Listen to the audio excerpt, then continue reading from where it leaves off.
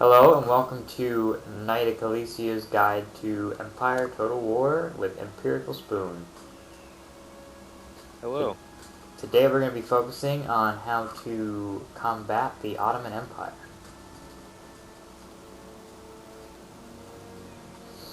Alright, well as you can see I've got my general setup here. What I did is I went with Ferguson Riflemen because they have the longest range. You can see they're in the front there. And then I have my line infantry, and they're pretty much like the backbone of any armed force.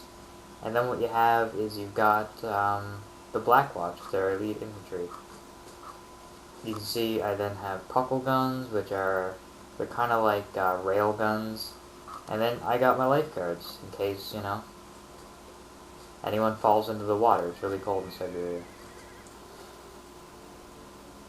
So what I have as a layout is I basically handcrafted my army to be the best in total war. I picked the Plains nations because they are experts in the use of artillery and muskets. I have an artillery set up to Liam's right flank to defend him from anyone who will come from the right flank.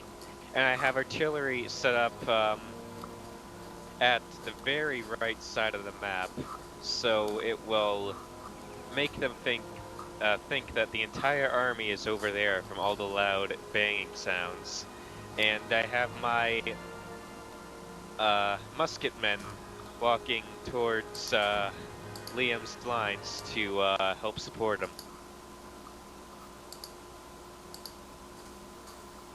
Alright, I was just adjusting my sound there. Yeah, and another reason that we chose the Plains nations is everyone knows that the British and the natives didn't get along too well back in the day, and that sort of adds an element to surprise. I mean, honestly, I'd be surprised if the Ottoman Empire knew anything about us anyway, but we're gonna go with that. And to kind of complement Empirical Spoon's use of cannons, I left my puckle guns unlimbered, and the reason for this is when they're limbered, they're attached to horseback, and that pretty much, well, that's for moving them, so I'm hoping that this way the enemy won't have any reservations about charging directly into us, because they'll think that we're moving, that we're still in the process of, oh, we got a cannon firing over there.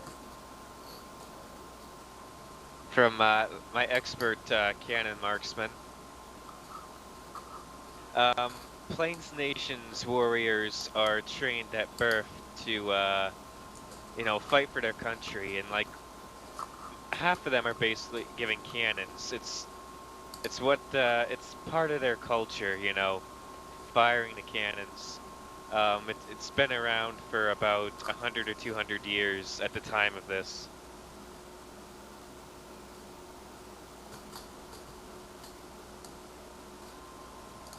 Yeah, it was a pretty easy choice choosing the Plains nations. It's just there's so much strategic advantage, and you can see it actually place these spikes backwards. And first you're probably thinking like, why?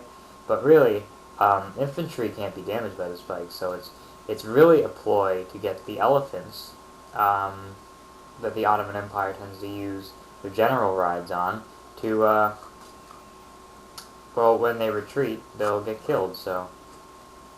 And killing the general is always the primary goal.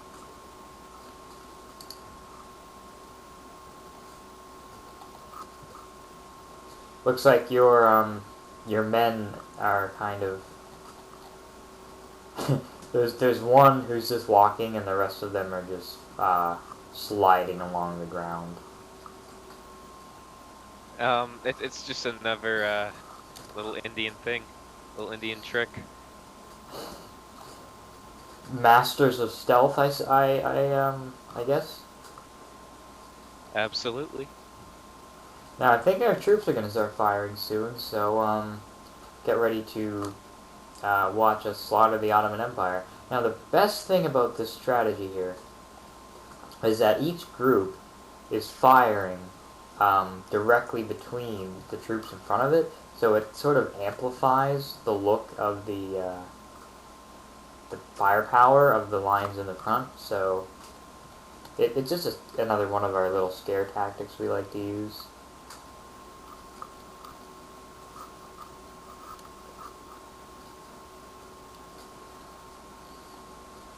And now we've got a musketman charge here by the Plains Nations. I'm doing one of my formations. It's really gonna confuse the enemy. Just watch.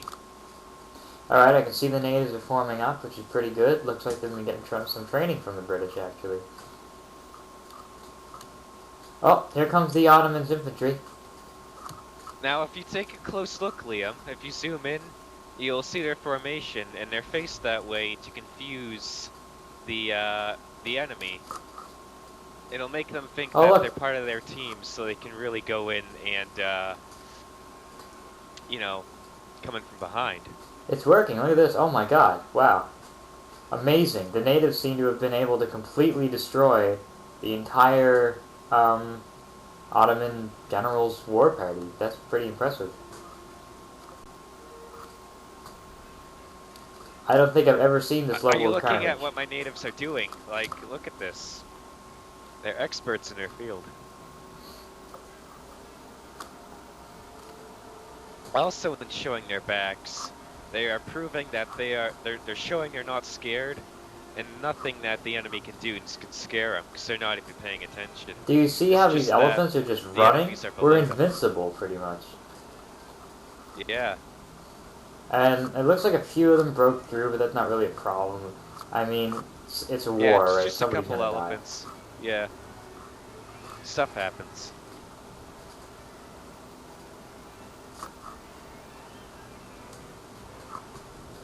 Now the spikes will get them. The spikes will, oh my god. So much bravery from my troops. They haven't even got touched yet. Okay. Okay, it looks like we're gonna use my cavalry's special ability now. It's actually a British specific. Is that to alert the towns? Is that to alert the townspeople of a coming attack? Actually, it's a move called flanking, and you're gonna see it in action here now. I'm gonna flank the enemy.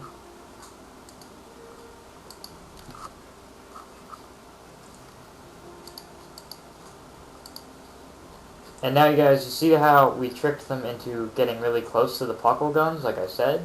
Now you can actually see that it's working quite well because the enemy is point blank range in front of the puckle guns. Puckle guns are going to start firing.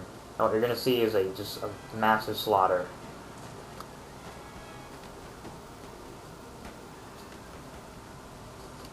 Reload the puckle gun, come on, what are you doing?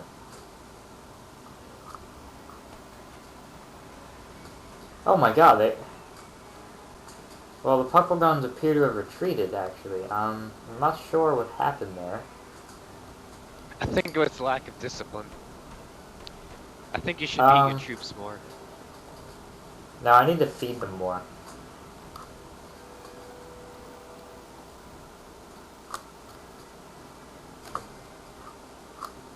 I think we're doing pretty good on the other front, so instead of flanking them, I've actually decided that what I think I'm going to do is I'm going to,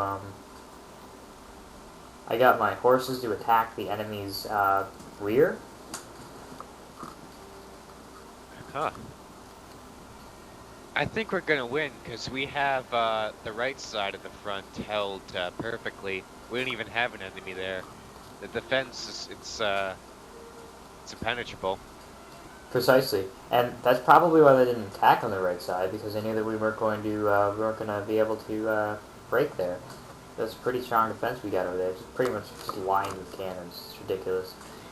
Now, I don't know if you see this, but I'm attacking the enemy right where it hurts, pretty much, right in the reinforcements there, which is pretty much going to break their morale, because by the time they get, to the battle, not only are all their allies they're meant to be reinforced going to be dead because they're late to the battle, but then you're going to see that they're going to be retreating because they're also shaken up by being ambushed.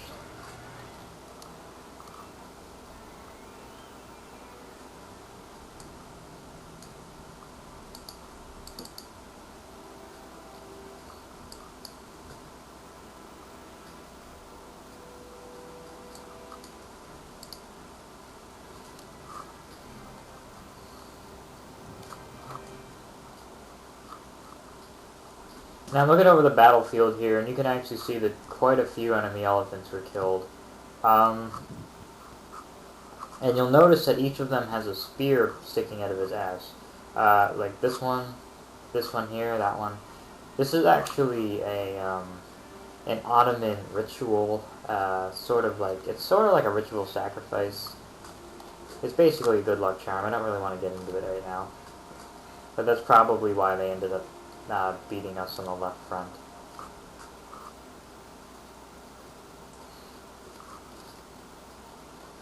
Now my cavalry are making a strategic withdrawal, playing dead essentially until the enemy leaves, and then they'll be getting back up and flanking them again. Except for him. I see what you're doing with your line infantry. Very nice. You're bringing them into my cannons to basically be mowed down by their fire. Actually, I'm hoping that they're going to survive our strategy, because the original plan that you were going to kill all my guys with your cannons so that the enemy would think you were on our side, and then once they were close, to kill them. I'm actually hoping that my line of infantry are going to survive, because, I mean, like, right here you can see a man named Joel, and his wife just gave birth to twins, so I'm sort of feeling bad about it, to be honest. I mean, really.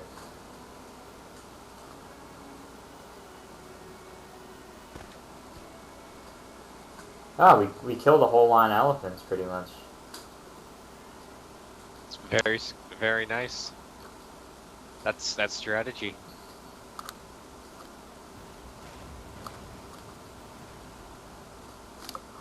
Wow.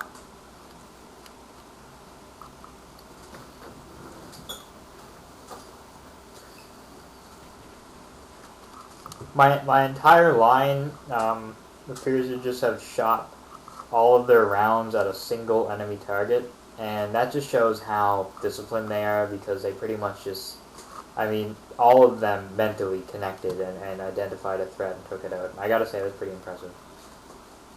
Now, what I'm going to show you guys are some of the most elite melee units in the game, which are the artillerymen. What they have is these hatchets that they just slice through people's skulls, and they will really take down those elephants.